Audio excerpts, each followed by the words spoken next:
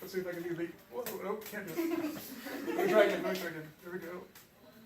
There we go. Almost there. Hey. Okay, so, the audience always wants you to do 4. Okay. So, what is this? Earth. No, it's a beanbag. But it represents the earth, right? It represents the earth. And this is A beanbag. That represents The sun. the sun. And this is A beanbag. that represents The moon. Okay. So these are not to scale. You can put, in reality, you can put 1,000,000 Earths inside the sun. So if I brought a scale model for the sun, it would be much bigger. It would be 100 times wider than the Earth. So it would be essentially the size of this room, and that's impractical. So we brought a small one. Okay. So now the Earth turns around itself once. How often? So it goes through. You're doing degrees, 360 degrees. Is that?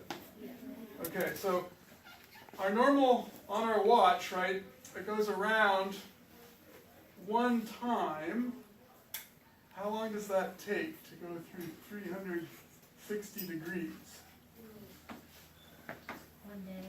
1 day, okay, can you be more specific in your units? 24 hours. 24 hours. That's actually how long it takes to go through 361 degrees. Because the Earth turns and it also orbits, so it has to turn 1 extra degree to get the sun back again. So the actual time to turn exactly 1 time around is, you may not know this, 23 hours 56 minutes. and 56 minutes, yes. That's the sidereal day. But it's impractical to go on sidereal time. Sidereal is another word for star. So star time is actually the time it takes a star to appear to go around us 1 time. But it's 4 minutes shorter. So imagine if you came to school on star time. You'd come 4 minutes earlier tomorrow, and then 8 minutes earlier, well, you have to wait till Monday, but okay, 12 minutes earlier on Monday, and then so forth and so on. So after 6 months later, you'd be coming to school at 8 p.m. That would be confusing. So we stay on sun time because you want to do things during the day. Okay, but that's why these constellations are different though, because they're on a different clock. They're 4 minutes earlier every day. And it builds up. Okay, so not only is the Earth spinning through giving us, I should turn on the outer space. This also is a light bulb that represents the sun. Okay. Oh, no, that's right. Okay. So here's our Earth. Strangely, the sun is small and the Earth is big, but okay. So we have the Earth rotating around here and orbiting. How long does it take for the Earth to go around the sun 1 time? 365 days. Almost. It's a little longer than that. 365 days and 4 hours. More than 4 hours. But you're very, very close. But 5 hours. still not quite there. 365 days and 12 hours. No, that's too much. 365 days and 8 hours. Nope. I thought we were so close. 365 days and 7 hours. Nope. 365 days and 366 days. No, that's too much.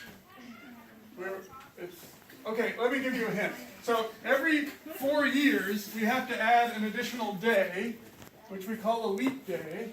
Yeah. Okay, so if we have to add 1 whole day every 4 years, how much extra time is there in each year so that every 4 years you get a whole day?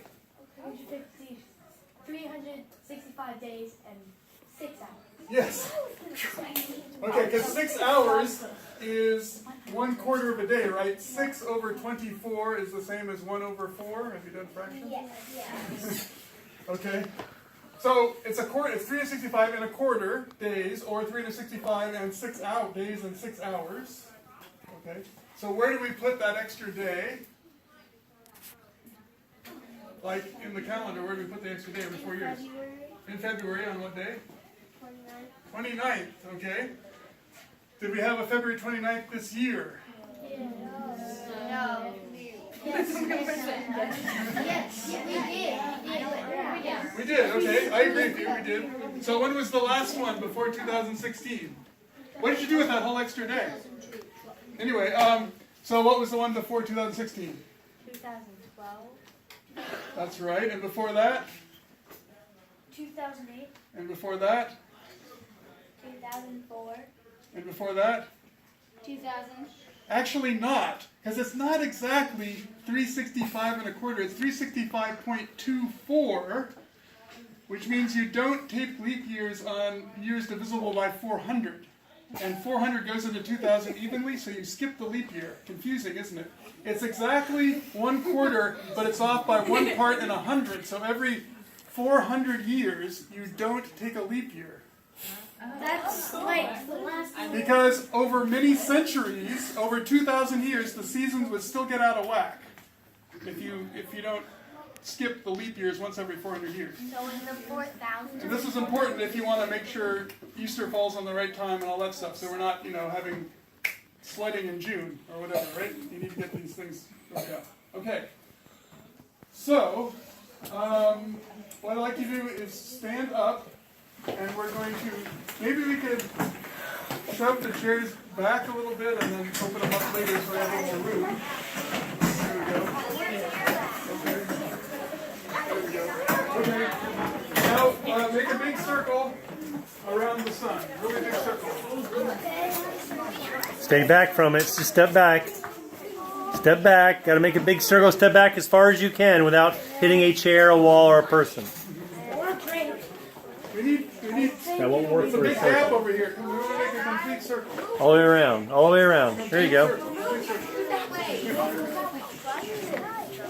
Okay, got the complete circle? Okay, you all represent the Earth at a different time of year, right? We know it takes 365 and a quarter days to go around, and so you represent the Earth at a different part. Your head is the Earth, and you live on Mount Nose, which is right here. Okay. So, what time of day is it? All our noses are pointed to the light bulb, right? What time of day is it on your watch when the sun is overhead on your nose? Noon. Noon, that's right. About noon. So where would your nose point at midnight then? Show me. That's right. It's going to be that way. That's midnight. That's when you can see the stars. It's dark out. You're looking away from the sun. Let's turn back around. Now some of you turn one way and some of you turn the other way. You're only allowed to turn counterclockwise because that's what the Earth does. So you stick out your right hand, touch your left shoulder, and go in the direction of your left shoulder. That is counterclockwise. Okay? That's how the Earth rotates. It also orbits counterclockwise, which means you have to take a step to the right for an orbit. So everyone should step to the right. You're right. Think about your right hand and step in that direction. Why don't you step right one more so everyone knows. Okay? That's how the orbit.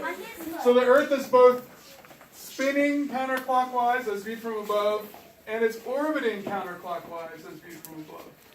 And since you still have clocks with hands, you know what counterclockwise means, right?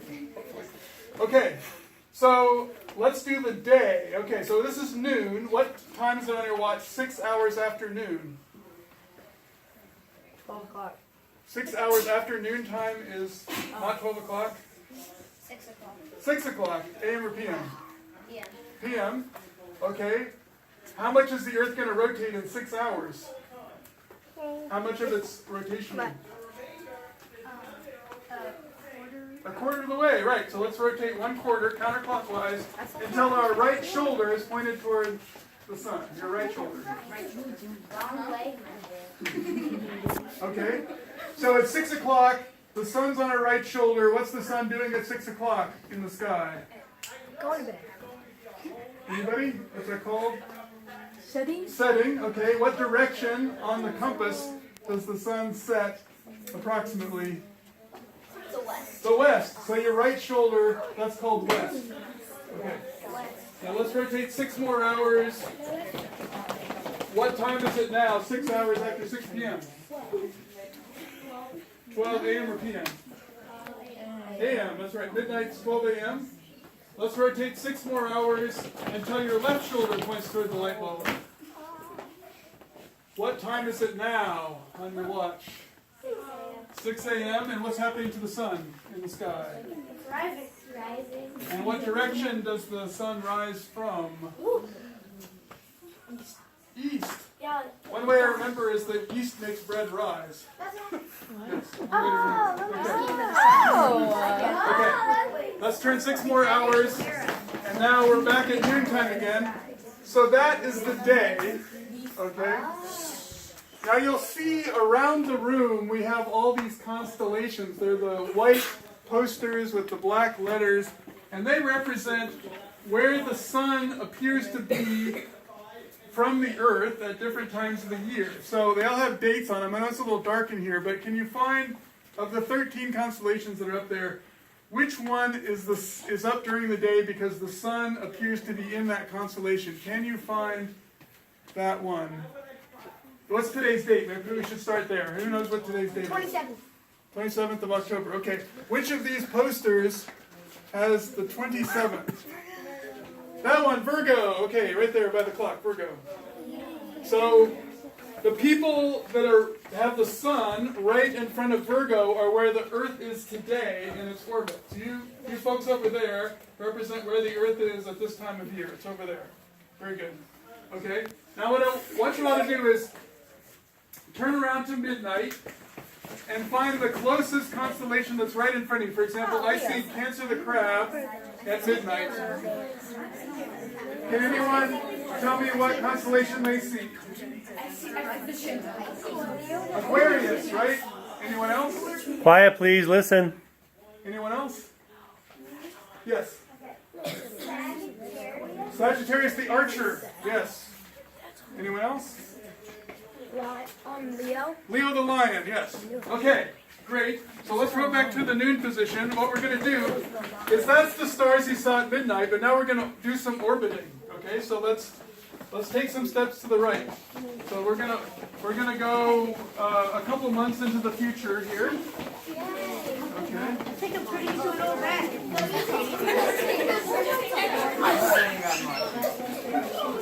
Okay, let's stop.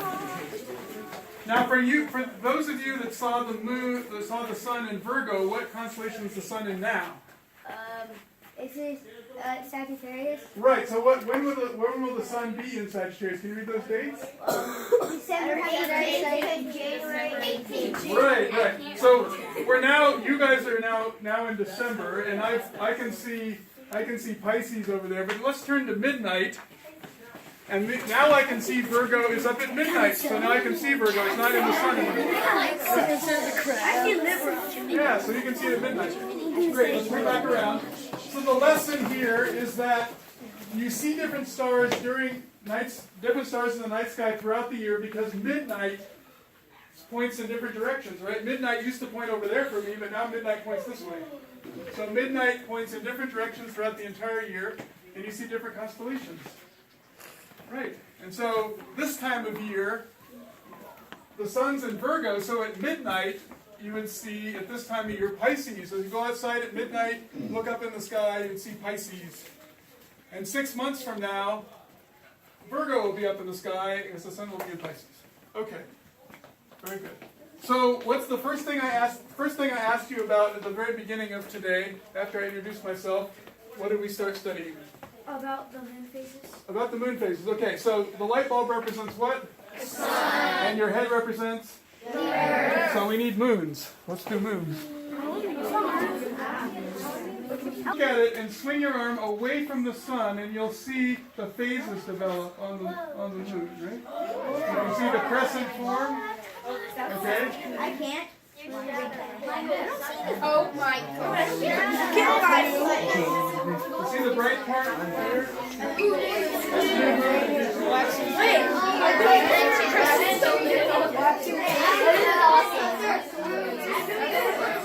Lunar eclipse, that's right. Now bring it up for full moon.